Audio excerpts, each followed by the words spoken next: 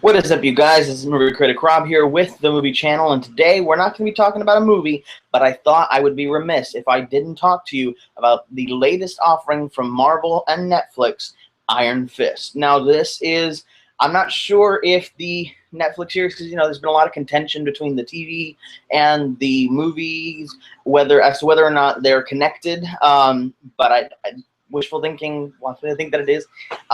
This is the last show before we get Defenders, and it's really interesting. By the way, this will be a non-spoiler review, so have no fear. There will be no spoilers here. It's really interesting because this is the last show before we get to Defenders. How similar the Netflix slate has been to Marvel Studios' Phase 1 slate.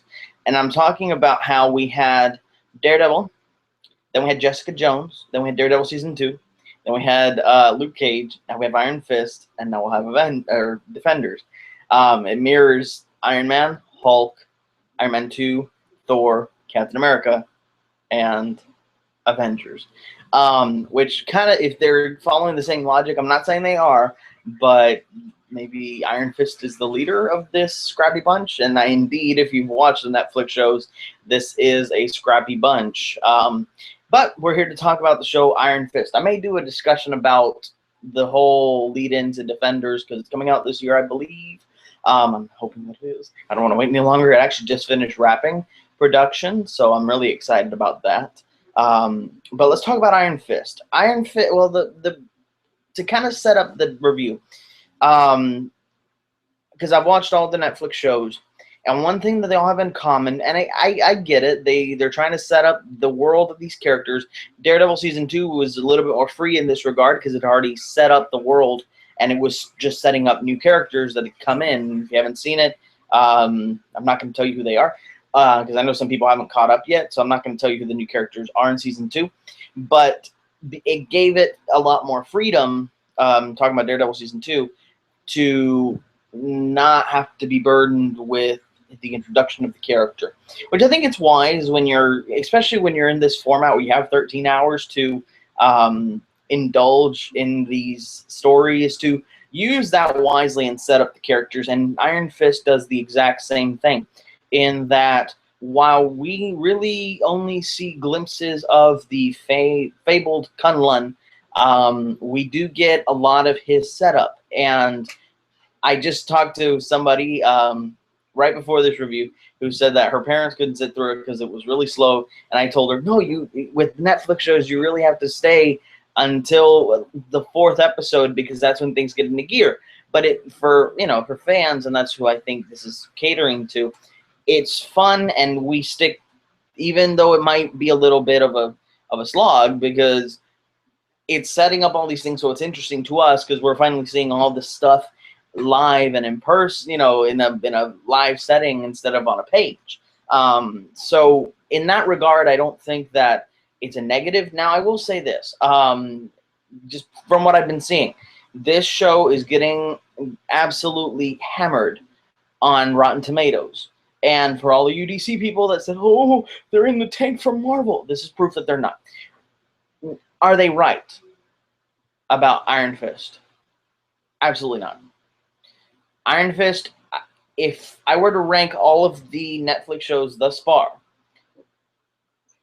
the only show, the only season that beats out Iron Fist Season 1 is Daredevil Season 1, because Daredevil Season 1 had this tantalizing slow burn quality about it that just has not been matched. Been close, and Iron Fist did it. I don't think it's anywhere near as bad. It's nowhere near as bad as people have been saying. It is amazing. It is a thrill ride. Once again, yes. Here's how I view it. It's like, kind of, imagine a movie. A movie has 3 acts, okay? The first act is kind of the climb up on a roller coaster, where, it's slow and there's a lot of anticipation for what's coming up next, because what's coming up next is amazing. So that's your first act. That's the first, think about it. In a 13-episode season, if it was to view it as a movie, which I think that was the intention because they released it all at once, um, the first four episodes are setup. That's your first act. You have to get through that to learn your characters, to know who to root for in the second and third act. And then, and all of the Netflix shows have been like this. Even season 2, which was a little bit more free in that regard, and that didn't have to do a lot of setup, it still did set up the new characters. So there was still maybe 2 episodes of the climb, and then it went, oh, and it was awesome. And while Iron Fist has a very nice, steep incline going up, the thrill ride coming down is awesome. And is so enjoyable. The characters are very nicely fleshed out.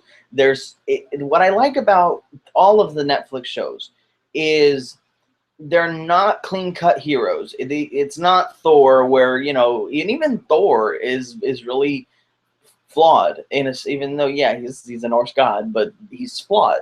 And I like heroes that not brooding, like, no, not every hero has to be dark and brooding Batman, because I think that was what everybody took away from The Dark Knight is, oh, we have to make all our superheroes like this. No, that's not the point.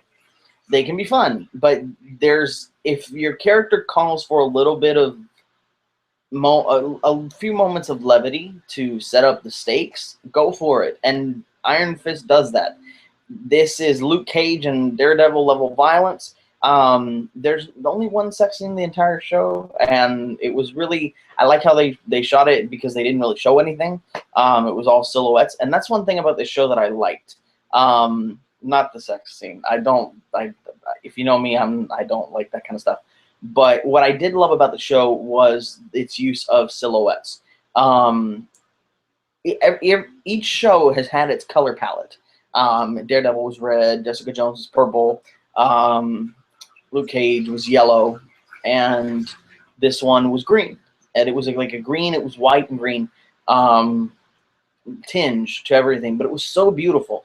The way it was shot and the color palette that they used to kind of define the character in this world and define the story in the sense. But they use a lot of silhouettes, especially when they're fighting, and I understand why from a technical aspect. You know, it's a great way to look artsy but still hide the fact that maybe the actors weren't doing as good a job as they could have done. I get that, but it covers up if there was any mistakes. I'm not even saying that there was, because Marvel is top-notch. It's a good way to do it and to make it look good. And I like that it never really intentionally hides anything from you, because you can still see everything that's going on. But it's just that it gives it just another extra level of that's so good. The story is I like the story because I'm not a big fan of Iron Fist. I am now. But going into the show, I really wanted them to take their time, and I think that's kind of why I don't mind because again, it's made for the fans, and I'm a fan, and I want to know. And I'm one that and I've admitted this before, I don't read a lot of the comics. I get information, but it's through other means. The movies were a big influence on me, and that's what got me started. And I do, I go to the sources, but I don't go to the source. Like, I don't actually read the comics. I go to, I look it up and stuff.